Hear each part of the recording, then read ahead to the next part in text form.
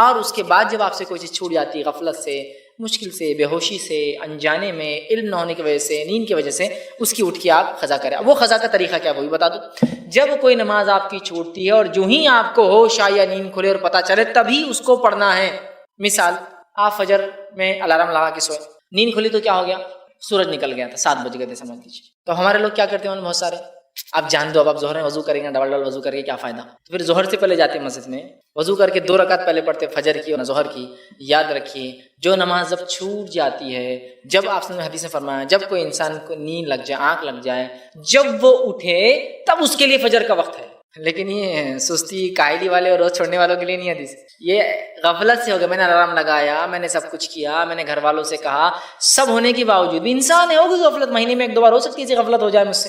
تو آپ نے فرمایا جب نیند سے جاگے جب اس کے لیے وقت ہے، چونکہ وہ غفلت میں تھا، اس پہ نیند کا غلبہ ہو گیا تھا، اس نے سب کچھ کوشش کی اٹھنے کی پھر بھی نہیں اٹھ سکا، اس کے لیے تب ہے۔ عصر کے لیے آپ لیٹے اور نیند اتنی لگ گئی کہ اب بالکل ایسا ہو گیا کہ عصر کا وقت ختم ہونے پر ہے، بہت لیٹ ہو گئے، اٹھتے ہی آپ کو عصر پڑھنا، اب یہ نہیں جانتا مغرب کا، چونکہ جب اٹھے تب اس کے لیے وقت ہے، حدیث میں الفاظ ہے، تبھی اس کو فوراً ادا کر دینی ہے۔ خاموخواہ کے 2 نمازوں کو ملا کر پڑھنا گناہ کبیرہ ہے۔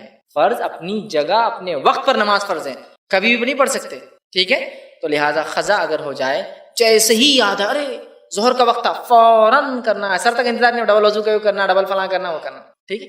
فوراً آپ اس کو کر لیں۔ کچھ لوگوں کو تو اتنی لازمی ہوتی ہے کہ مسجد میں جاتے وضو کر کے، اگر جماعت ختم ہو گئی تو اب جان دو قضا ہو گئی، اب آپ مغرب میں پڑھ لیں گے، سر چلے جاتے، ارے بھائی آپ واپس جا رہے ہیں، ہو گئے نا جماعت، کیا فائدہ مغرب سے پہلے پڑھ لیں، تبھی آپ کو پڑھنا۔ اور جو شخص مسجد میں داخل ہو اس نیت سے کہ نماز پڑھو، جماعت ہو بھی گئی، آپ صلی اللہ علیہ وسلم فرمایا وہ نماز وہیں پڑھے، اس لیے اس کو پوری جماعت کا ثواب ملے گا، چونکہ اس کی نیت تھی، ٹھیک ہے؟ تو بہرحال قضا نماز کو تبھی پڑھنا ہے، اور جو نماز جان بوجھ کے چھوڑی جاتی ہے وہ فوت ہو جاتی ہے، تو کیا اس کے بدلے وہ قضا پڑھے زندگی کی؟ تو دیکھیے قضا نمازوں کے معاملے میں کچھ مسائل ہم کو سمجھنا پڑیں گے۔ پہلا، نماز چھوٹ جاتی ہے اس کی قضا ہوتی، جو چھوڑ دی جاتی ہے اس کی قضا نہیں ہوتی، یہ مسئلہ پہلے سمجھ لیجیے۔ مطلب کیا ہے؟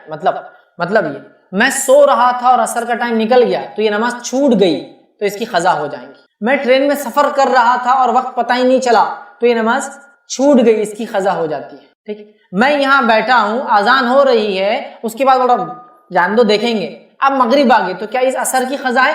نہیں، یہ نماز ختم ہو گئی، آپ نے جان بوجھ کے چھوڑ دیا، اس کو بولتے ہیں نماز فوت ہو جانا، ختم ہو گئی۔ تو جو چھوٹ جاتی ہے اس کی قضا ہے، جو چھوڑ دی جاتی ہے اس کی قضا نہیں ہوتی۔ تو اگر زندگی میں 30 سال میں مجھے سمجھ آئی دین اور اسلام کی، اب میں پڑھ رہا ہوں اور 30 سال تک پتا تھا اسلام نماز فرض ہے، 5 وقت فرض ہے، اذانیں سنی، سب کچھ کیا، پھر بھی نہیں پڑھا، تو ان نمازوں کی قضا نہیں ہوتی ہے، اس کے لیے صرف توبہ ہے، سخت توبہ ہے، شدید توبہ ہے، لیکن اس کی قضا نہیں ہے۔ تو جو چھوڑ دی گئی اس کی قضا نہیں، جو چھوٹ گئی اس کی قضا ہے۔ رول سمجھ میں آ گیا؟ تو اگر آپ کی چھوٹ گئی ہے تو آپ یاد کر لیجئے میں کل چھوڑ دیا، پرسوں چھوڑ دیا، ترسوں چھوڑ دیا، لیکن سالوں کی ہے تو توبہ ہے، کیونکہ معلوم تھا مسلمان ہے پھر بھی نہیں پڑھے، تو توبہ ہے۔ جو چھوٹ گئی سمجھو حال میں چھوٹی، جب آپ نمازی بن گئے تھے ماشاءاللہ، تو پھر اس کی قضا۔ اعراض کرنا، اللہ کے ذکر سے دوری اختیار کرنا، اللہ کے ذکر کو نہیں کرنا، یہ سب سے بڑی وجہ دلوں کی سختی کی۔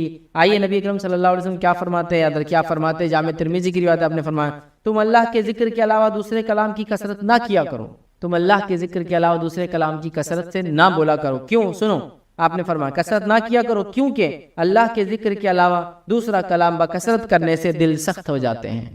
اللہ کے علاوہ دوسرا ذکر بکثرت کرنے سے دل سخت ہو جاتے ہیں، مطلب اللہ کے ذکر کی کثرت سے دل نرم ہو جاتے ہیں، اور اللہ کے ذکر کی کثرت کم کرنے سے یا دنیا کے ذکر زیادہ کرنے دل سخت ہو جاتے ہیں۔ اب اپنے دن کا معمول ہم دیکھیں، دن چریا بولتے ہیں، دن بھر میں کیا کر رہے ہیں، دن بھر کا معمول دیکھ کہ اللہ کا ذکر کتنے کثرت سے کر رہے ہیں اور دنیا کا ذکر کتنے کثرت سے کرتے ہیں۔ ہم اگر اس کو موازنہ کریں تو اگر نماز پڑھ رہے ہیں اور نماز میں بھی جہر والی نماز آ جائے، امام خود پڑھ رہا ہو تو ذکر وہاں تو اور بھی کم ہو جاتا ہے۔ چلو جب سری خاموش نماز ظہر کی ہے اور عصر کی ہے خود پڑھتے ہیں، مغرب کے اندر ہوتا ہے نا 1 رکعت خود پڑھتے ہیں، عشاء میں 2 رکعت خود پڑھتے ہیں، ٹھیک ہے، لیکن نماز ہے تو ہم دیکھیں تو امام صاحب پڑھ لیتے ہیں وہاں تو وہ بھی مسئلہ ختم ہو جاتا ہے۔ اس کے علاوہ کتنا اللہ کا ذکر کر رہے ہیں ہم، قرآن کی تلاوت کی شکل میں، دعاؤں کی شکل میں کتنا کر رہے ہیں اس کے علاوہ۔ اچھا، اس کے علاوہ دوسرے اذکار کتنے زیادہ ہیں، یہ کام ہوا کیا، فلاں چیز ہوئی کیا، یہ گیا کیا، وہاں ہوا کیا، بچی کا کیا ہوا، بچے کا کیا ہوا، بزنس کا کیا ہوا، پڑوسی کا کیا ہوا، اس کا۔ تو جب ہمارے دلوں میں ہم ذکر جو ہے اللہ کی کثرت ذکر چھوڑ کر، مطلب اللہ کے ذکر کی کثرت چھوڑ کر دنیا کے ذکر کی کثرت اپنا لیتے ہیں، نبی اکرم صلی اللہ علیہ وسلم فرما رہے ہیں ہمارے دل اس سے سخت ہو جاتے ہیں، ہارڈ ہو جاتے ہیں۔ یاد رکھیے، ہارڈننگ آف دا ہارٹ جس کو کہیں گے کہ دل ہارڈ سخت ہو جاتا ہے، یاد رکھیے اور ایسے سخت ہو جاتے ہیں کہ پتھروں سے بھی زیادہ سخت ہو جاتے ہیں. تو اگر ہم چاہتے ہیں اپنے دلوں کو نرم کریں تو اللہ کے ذکر کو کثرت سے ہم کریں. سمجھ رہا؟ کثرت سے ذکر کریں. ٹھیک ہے. تو سخت ہونے کی پہلی وجہ یاد رکھی وہ ہے اللہ کے ذکر کی کمی یاد رکھی اور دنیا کے ذکر کی زیادتی. آئیے اسی طرح جو ابو موسیٰ اشعری رضی اللہ عنہ فرماتے اور کہتے ہیں نبی کریم صلی اللہ علیہ وسلم نے فرمایا اس شخص کی مثال جو اپنے رب کا ذکر کرتا رہتا ہے ایسی ہے جیسے کہ ایک زندہ انسان کی، اور اس انسان کی مثال جو اللہ کا ذکر نہیں کرتا اس کی مثال ایک میت کی ہے، مردہ انسان کی. اللہ کے ذکر کرنے والے انسان کی مثال ایک زندہ کی ہے اور اللہ کا ذکر نہیں کرنے والے کی مثال ایک مردہ کی ہے. اور ظاہر سی بات ہے جب جسم مردہ ہے تو دل بھی اس کا مردہ ہو جائے گا. مرتا آدمی وہی ہے جس کا دل وغیرہ ساری چیزیں اعضاء کام کرنا بند کر دیں. تو ایک زندہ کی مثال ہے اس شخص کی جو اللہ کا ذکر کرتا ہے، اور ایک مردہ کی مثال ہے اس شخص کی جو اللہ کا ذکر نہیں کرتا. یاد رکھیے تو اللہ کا ذکر یاد رکھیے یہ وہ پہلا کام ہے جس کو ہم کثرت سے کریں، چونکہ اسی کے چھوڑنے کی وجہ سے دل سب سے زیادہ ہمارے سخت ہوتے ہیں. اللہ ہم پہ رحم کرے. آج سب سے زیادہ کمی اللہ کے ذکر کی ہے. ہم چھوٹے چھوٹے اذکار بھی کرنا اپنے اوپر محال سمجھتے ہیں. انشاءاللہ ماشاءاللہ تبارک اللہ، سلام کرنا، بسم اللہ کا پڑھنا، ٹھیک ہے، دعائیں چھوٹی چھوٹی بیت الخلاء میں جانے کی، آنے کی، مسجد میں داخل ہونے کی، نکلنے کی، لوگوں سے ملنے کی، مصافحہ کرنا، گھر سے نکلنے کی، گھر میں داخل ہونے کی، یہ تمام چیزیں ہمارے پاس کم نظر آتی ہے. اللہ کا ذکر کم ہوتا ہے، تلاوت قرآن کم ہوتی ہے. یاد رکھیے اسی طرح دیگر اعمال میں بھی ہم دیکھتے ہیں ہم کوتاہ سے کوتاہ کم سے کم ہوتے چلے جا رہے ہیں. تو لہٰذا اپنے آپ کو اللہ کے ذکر میں آگے بڑھانا ہے، چونکہ اگر ایسا نہیں کیا ہم نے تو ہمارے دل سخت ہو جائیں گے. آئیے دوسری وجہ جس سے دل سخت ہوتے ہیں یاد رکھیے وہ وجہ یاد رکھیے، جس سے دل سنگ دل ہو جاتے ہیں وہ وجہ یاد رکھیے موت کی یاد سے غفلت. موت کی یاد سے غفلت. چونکہ ظاہر سی بات انسان مر جائے گا تو مر گیا، لیکن اس سے پہلے زندہ ہے تو موت کو یاد کرے، چونکہ موت کی یاد سے غفلت انسانی دلوں کو سخت کر دیتی ہے. یاد رکھیے موت کی یاد سے غفلت. جب انسان موت کو یاد کرتا ہے نا اس کا دل نرم ہوتا ہے.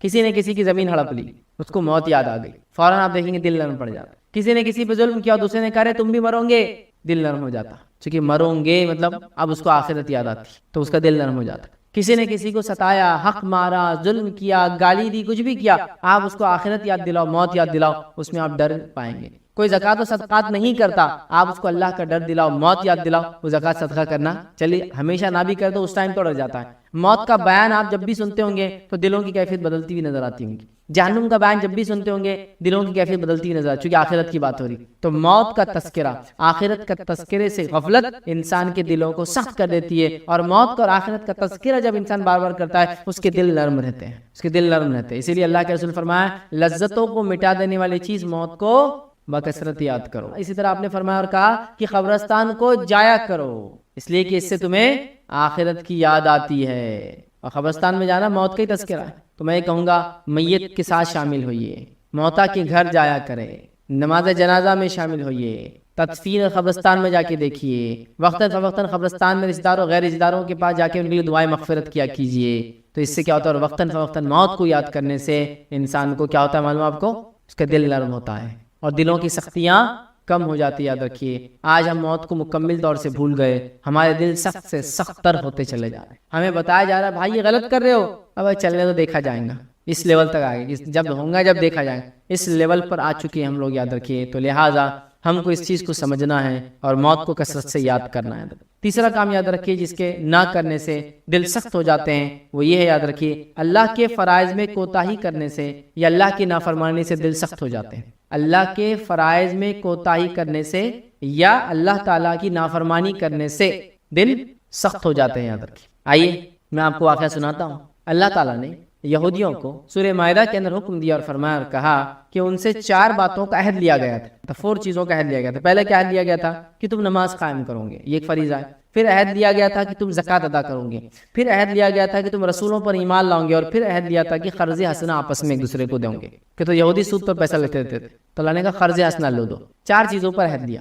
یہ عہد لینے کے بعد مطلب یہ 4 چیزیں ان پر واجب اور فرض کر دی گئی. اس کے بعد بھی وہ لوگوں نے کیا کیا، اس فریضے سے اپنا منہ پھیر لیا، اس فریضے کو نہیں مانا. نتیجے دل سخت ہو گئے. سنیے اللہ کیا فرماتا ہے ان کے تعلق سے. اور اللہ فرماتا ہے کہتا ہے سورہ مائدہ سورہ نمبر 5 آیت نمبر 13 اللہ فرماتا ہے کہتا ہے پھر چونکہ انہوں نے اپنے عہد کو توڑ ڈالا لہٰذا ہم نے ان پر لعنت کی اور ان کے دلوں کو سخت کر دیا. کیا فرمایا اللہ نے کہ پھر چونکہ انہوں نے اپنے عہد کو توڑ ڈالا لہٰذا ہم نے ان پر لعنت کی اور ان کے دل سخت کر دیے.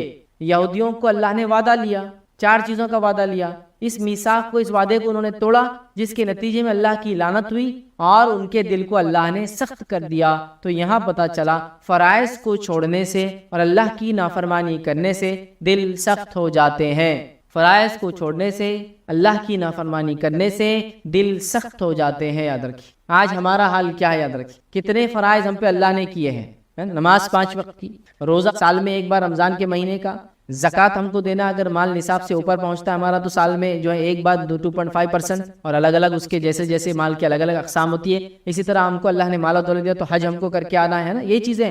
لیکن آج بھی ان میثاق کو, ان وعدوں کو, ان عہد کو, ان فرائض کو ہم چھوڑ رہے ہیں. تو اللہ کی نافرمانی کی یہود نے, اور جو فرائض ان پر عائد کیے گئے تھے اس کو چھوڑا, جس کے نتیجے میں دل سخت ہو گئے. تو جو بھی انسان فرائض کو چھوڑتا ہے, اللہ کی نافرمانی کرتا ہے, اس کے دل سخت ہو جاتے ہیں, سنگ دل بنتا جاتا ہے وہ انسان. یاد رکھیے, تو سنگ دلی سے اگر اپنے آپ کو بچانا ہے تو ہمیں کیا کرنا ہوگا, ہمیں فرائض کا اہتمام کرنا ہوگا. ہمیں اللہ رب العزت کی نافرمانی سے اپنے نفس کو بچانا ہوگا. اگر ایسا نہ کیا تو اللہ تعالیٰ نے یہودیوں کے دل سخت کر دیے تھے, اور وہ ہمارے بھی دل سخت کر سکتا ہے. یاد رکھیے. اور کیوں نہیں, اور ہمارے دل آج کیوں اتنے سخت ہیں, ہم جس کی کہیں گے رزیل, جس کو کہیں گے اخلاقی رزیلہ, رزیل سمجھتے ہیں ایک دم گھٹیا اخلاق آج ہم میں کیوں بھرے ہوئے ہیں. یہ دلوں کی سختیوں کا تو نتیجہ ہے کہ پڑوس میں ایک انسان بھوک سے مر رہا ہے اور ہم لوگ اپنی دعوتیں اور شادیوں میں گل چھڑ اڑا اڑا کے پریشان ہیں. لوگ مال و دولت کے لیے ترس رہے ہیں, اپنی بنیادی ضرورتوں پورا نہیں کر پا رہے. ہم لوگ اپنے مال کو جلا کر بھی پریشان ہیں کہ کیا کریں, زیادہ کہاں خرچ کریں. تو دل کی سختیاں نہیں تو کیا ہے کہ پڑوسیوں کو دیکھ کر, ماحول کو دیکھ کر,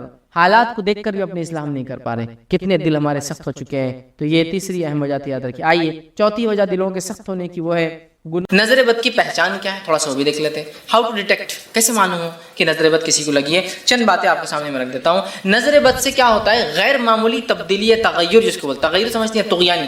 جیسا کہ ایک ندی ہے, اس میں پانی نہیں ہے اور اچانک باڑھ آ گئی. ہوتا ہے نا کبھی, بہت سے لوگ اس میں مر جاتے ہیں, بہہ جاتے ہیں گھر بار. کیونکہ 8 مہینے ندی سوکھی ہوتی, 4 مہینے پانی, لیکن اچانک گرمی کے موسم میں اس کو بولتے ہیں طغیانی. اچانک سوکھی ندی میں باڑھ آ گئی, سمجھ رہا. اچانک کسی علاقے میں بارش ہی نہیں ہو رہی, لیکن پانی ایسا آ رہا نالوں میں کہ نالے بھر کر جا رہے ہیں. تو کوئی آدمی سیفٹی بھی نہیں کرتا نا, بارش آتی رہی تو آدمی سیفٹی کرتا ہے کم از کم, ہوتا ہے. تو اچانک جسمانی یا ذہنی تغیر, طغیانی میں ایک دم بدل جانا, یہ ایک علامت ہوتی ہے جن کی, جادو کی اور نظر بد کی. ایک دم صحت مند انسان 1 سیکنڈ پہلے اور اچانک گر گیا, سیکنڈ مومنٹ, سو کچھ صحت میں پرابلم, سمجھ رہے آپ. یہ ہے اچانک, سمجھ رہے نا آپ, اچھے سے ایک بیماری کی طرف چلا گیا. یہ ایک بہت بڑی علامت ہوتی ہے. لیکن ایک بات آپ ہمیشہ یاد رکھیے, ہم جب جادو کی بات کرتے ہیں, ہم جب نظر بد کی بات کرتے ہیں, تو یہاں میڈیکل یا میڈیکیشن کا امپورٹنس ہم کم نہیں کر رہے کسی بھی حال میں. وہ بھی ہونا چاہیے, وہ بھی بہت امپورٹنٹ چیز ہے. یاد رکھیے, دواخانے جانا, چیک اپس کرانا, سائیکٹرسٹ کے پاس جانا, مینٹل چیک اپس کرانا, مینٹل کاؤنسلنگس کرانا. ہوتا ہے کبھی آدمی نفسیاتی پریشانی میں ہوتا ہے, نہ اس پہ جن ہوتا ہے, نہ اس پہ جادو ہوتا ہے, نہ اس کو نظر بد لگتی ہے. تو اس کو چاہیے کہ وہ یہ سب کرے. ہمارے پاس ہمارے ماحول میں میڈیکل چیک اپ تو بہرحال کر لیتے ہیں ہم لوگ. سائیکٹرسٹ چیک اپ کا بہت بڑا مسئلہ ہے. ایسا بہت سے لوگ میرے پاس آتے ہیں مشورہ, تو میں کہتا ہوں دیکھیے یہ مشورہ میں دینے سے پہلے یہ کہوں گا, ایک سائیکٹرسٹ کاؤنسلنگ آپ کر لو. پاگل تھوڑی ہو فیصلے ہم آپ دواخانے بھیج رہے ہیں. اور حالت یہ ہے کہ ایک مرتبہ میں ایک دواخانے کے پاس سے گزر رہا ہوں, پاگلوں کا ایک دواخانہ ہے, مینٹل ہاسپٹل ہے یا لوگ, تو وہاں 2 لوگ وہاں سے نکل رہے ہیں. میں ان کو سلام بھی کرا تو منہ چھپا کے بھاگ رہے. مطلب ہمارے معاشرے میں, ہند پاک میں, انڈیا پاکستان میں حالت یہ ہے, سائیکیٹرسٹ کاؤنسل تو دور, صرف ایک سائیکیٹرسٹ کے دواخانے کمپاؤنڈ میں جانا بولے تو برائی کی علامت ہے. لوگ دور سے کیا بولیں گے, لوگ میں پاگل تو نہیں ہوگا, بھاگو یہاں سے. دواخانے سے نکلتے کو مل گئے, بھائی میں نہیں پاگل ہوں, میں دیکھنے آیا تھا, میں نہیں, تم سمجھیں گے نہیں تو میں آیا ہوں. اتنا وہ ہے نہیں. ایک سائیکیٹرسٹ کاؤنسلنگ, ٹھیک. اور دوسرا ایسا کوئی انسان جو, جس کو ہم کہیں گے ایسے امراض جو انسان کے جو ہے جنسی تعلقات سے تعلق رکھتے ہیں, ان میں بہت ڈر رہتا ہے ان کو. اتنا ڈر اور اتنا منہ چھپاتے اسی کوئی انتہا نہیں. مطلب سیکس ریلیٹڈ پرابلمز جو ہوتے ہیں اتنا کہ وہ سائیکیٹرسٹ کاؤنسلنگ سے زیادہ خطرناک رہتی. یہ ایکسپیرینس مجھے اس لیے بھی ہے کہ میں میڈیسن کا بزنس کرتا تھا, تو بہت ساری میڈیسنز ایسی آتی تھی جو اس سے ریلیٹڈ ہوتی تھی, ٹھیک, سیکچوئل پاور سے یا قوت بہا سے. تو ہم لوگ اس کو بہت ساری جگہ مارکیٹنگ کرتے تھے, بہت سارے ڈاکٹرس تھے جہاں ہم جاتے تھے. اگر وہاں کبھی ہم پہنچ جاتے تو سارے لوگ منہ چھپا لیتے تھے. کوئی اخبار پڑھنا شروع کر دیتا تھا, کوئی بک لگا دیتا تھا, کوئی بھاگ جاتا تھا, ارے فائز بھائی آگے گئے, بھاگو یہاں سے. تو میرا تو خیر فیلڈ تھا, چونکہ وہ دواؤں کو ہم سیل کرتے تھے, پروڈکٹ بتانا ہوتا تھا. جنرلی مارکیٹنگ ریپرزینٹیو تھے بس, وہ جاتے ہیں. کبھی کبھی میں بھی جاتا تھا. تو جب میں نے دیکھا لوگ اتنا ڈرتے ہیں, دیکھیے بیماریاں ہیں اللہ نے دی ہے, ٹھیک ہے. علاج کرانے میں میں سمجھتا ہوں شرم محسوس کرنا یہ خود ایک انڈین جس کو کہیں گے انڈین پاکستانی بنگلہ دیشی ایک مینٹالٹی ہے کہ علاج چاہے کوئی بھی ہو اس میں بھی شرم اور حیا، مطلب اس معاملے میں کہ جہاں ہونا نہیں چاہیے وہاں بھی ہوتی ہے. علاج کرانے میں کائے کی شرم؟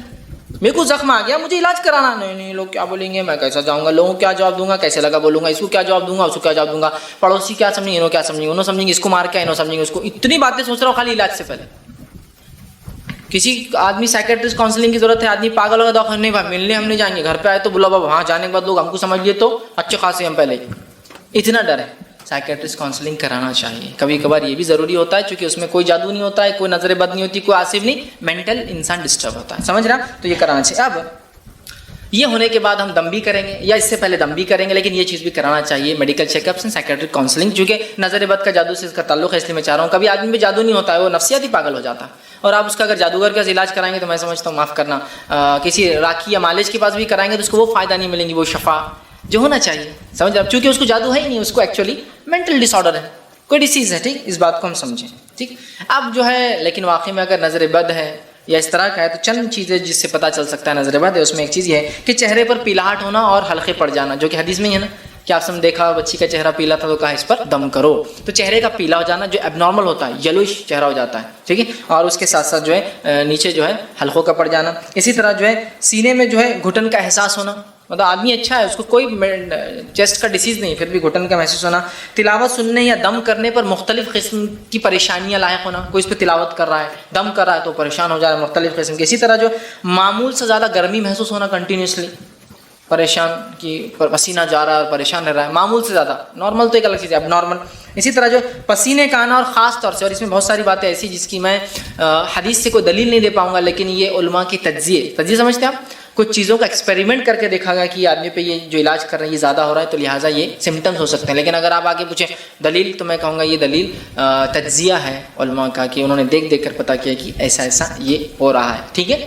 تو خاص طور سے پسینے کا کمر سے نیچے کے حصے میں، مطلب اوپر اتنا نہیں آتا لیکن نیچے، کمر سے نیچے، ویسٹ سے نیچے پسینے کا کثرت سے آنا. اسی طرح جو ہے پہلوؤں میں درد محسوس ہونا. ٹھیک ہے. اسی طرح جو بے چینی کی کیفیت ہونا اور ادھر ادھر دیکھنے اور متوجہ ہوتے رہنا کنٹینیوس، مطلب ہمیشہ بے چین اور ہمیشہ پریشان ہونا. یہ بھی کیفیت دیکھی گئی بہت سارے جو لوگ جن کو جن تکلیف دیتے ہیں یا نظر ہو جاتی ہے ان کے ساتھ یہ کیفیت خواہ بے چین اور کنٹینیوس دیکھتے رہتے ہیں. اور خاص طور سے انگلیوں کی حرکتیں کنٹینیوس کرتے رہیں گے. آپ دیکھیں کبھی کسی کو اگر جن کا اثر ہے، جادو کا اثر ہے اور اس کو پسے اس کے جسم ہے تو وہ کنٹینیوس ایک تو بے چین رہیں گا اور ایک مختلف قسم کی خالی انگلیوں سے کھیل کرتے رہیں گا. آپ دیکھیے کبھی سائیکیٹری مطلب دواخانے جہاں بہت سے لوگ مینٹل ڈس آرڈر کے لائے جاتے ہیں، بہت سارے چونکہ بہت سارے نان مسلمس اور بہت سارے پڑھے لکھے لوگ دعویٰ کرتے ہیں کہ جادو وغیرہ نہیں ہوتا تو وہ سائیکیٹرسٹ کاؤنسلنگ کے لیے کنٹینیو جاتے ہیں جہاں علاج ہو بھی نہیں پاتا بہت سی بات. تو آپ دیکھیے وہ حرکتیں کرتے ہیں، عجیب و غریب حرکتیں اور کنٹینیوس پریشانی. اسی طرح جو رونا یا کسی چیز کے بغیر سبب کے آنسو کا آنا، ایک تو کنٹینیوس بہت زیادہ رونا یا بغیر کسی وجہ کے آنسو جاتے رہنا آنکھوں میں سے، یہ بھی اس کی علامت ہے. اسی طرح جو ہے پہلوؤں کا جو ہے پلکوں کا جو ہے پھڑکنا. اسی طرح جسم کے مختلف حصوں میں خود بخود حرکت ہونا، جیسا اچانک ہاتھیں اور وہ اس میں ایک قسم کی تھرتھراہٹ، اچانک پیر اور شیورنگ اس کے اندر آ رہی، صرف اتنے پارٹ ہیں باقی باڈی سب صحیح ہے. ٹھیک ہے. اچانک پلکیں اور وہ کنٹینیوس پڑا کری، اچانک نسیں اور وہ خالی سر کی ہلتی، اچانک ہاتھیں اور وہ اچانک سمجھا کسی حرکت میں آ جانا، یہ بھی اس کی علامت ہے. اسی طرح جو ہے دل ڈوبے کی کیفیت ہونا، ہمیشہ ڈپریشن بھی شیطان کی ایک حربوں میں سے ایک حربہ آیا تھا، ڈپریسڈ، دل ڈوبا جس کو بولتے ہیں کیفیت ہے نا. اسی طرح جو ہے پٹھوں کا اکڑ جانا، کھینچنا اور درد کرنا. نیند میں جو ہے نیم بے ہوشی، کبھی سو رہے تو نیم بے ہوش، مطلب پورے بے ہوش نہیں لیکن بے ہوشی جیسی کیفیت ہو جا رہی، اٹھا رہے بھی تو پڑے ہوئے ہیں، گر بھی جا رہے تو حص نہیں ہے. ٹھیک ہے. یا پھر نیند ہی نہ آنا، سمجھ رہے آپ کہ ہمیشہ ہے تو سو رہا، کبھی بولتے آنکھ کھل جا رہی ہے لیکن نیند آتی نہیں ہے. ٹھیک. یا نیم بے ہوشی کی کیفیت طاری ہو جاتی ہے. ٹھیک. اسی طرح جو ہے طبی اور کسی بھی مادی سبب کے بغیر، میڈیکل اور کسی بھی ورلڈلی ریزن کے بغیر، جس کو دنیاوی وجوہات کے بغیر جو ہے جسم پر نیلے چھتوں کا آ جانا، جو ہے بلو ٹائپ کے ایسے خون گھٹ گیا ویسے چھتوں کا ڈیولپ ہونا، یہ بھی اس کی کچھ علامات میں سے علامت ہے. کچھ کی دلیل تو حدیث سے ملتی ہے اور باقی جو ہے تجزیہ ہے جو علماء نے کیا، جو علاج کرتے ہیں، معالج ہوتے ہیں، راکی ہوتے ہیں، ان لوگوں کے ایکسپیریمنٹس کے جو ریزلٹس تھے وہ میں نے آپ کے سامنے رکھے. لیکن اگر آپ مجھ سے ان کے دلائل پوچھیں گے تو میرے پاس اس کی کوئی حدیث سے نہیں سوائے پیلا پن پڑنا اور آنکھوں میں حلقے آنا، انسان کا ایکسٹراڈنری دبلا ہو جانا چونکہ صحت خراب رہنا نظر لگنے سے. لیکن اس کے علاوہ باقی تمام چیزیں جو ہے ایکسپیریمنٹ علماء نے تجزیہ کیا ہے اور کچھ وجوہات حدیث بھی اس کے لیے بنی، جیسا کمر کے نیچے کا میں نے کہا نا، آگے حدیث آئیں گے تو اس سے بھی کچھ چیزیں، اس لیے آخرت میں بہت کثیر اس کا بدلہ ملے گا. ٹھیک ہے. اسی طرح اب جو میں نے کہا دعائیں قبول ہونے کی تین صورتیں ہیں، اس میں سے جو تین صورتیں ہیں اس میں سے جو ایک صورت اللہ ہو بہو دعا کو قبول کرتا ہے، اس جو سٹیپ جو پہلا قبول جو اللہ ہو بہو کرتا ہے، اس کے پھر دو طریقے اللہ کے قبول کرنے کے۔ اللہ ہر دعا قبول کرتا ہے، دعائیں تین شکل میں قبول ہوتی ہیں، ہو بہو آخرت میں بدلہ اس کے برابر مصیبت ٹالتا ہے۔ تو جو پہلی شکل اللہ قبول کرتا ہے، اس قبول کرنے کی پھر دو شکلیں ہیں، اس قبول کرنے کی دو شکلیں، وہ کیا ہے؟ پہلی شکل یہ ہے دعا مانگی تبھی قبول ہو گئی، آج میں نے دعا کی کل نتیجہ آ گیا، آج میں نے دعا کی پرسوں نتیجہ آ گیا، آج میں نے دعا کی 1 مہینہ بعد رزلٹ تھا میرا اور وہی آیا جو میں چاہتا تھا۔ تو یہ ہوا فوراً حال میں، مطلب بالکل آپ دیکھ سکتے ہیں اس کی دعا فوراً قبول ہو گئی آپ کی۔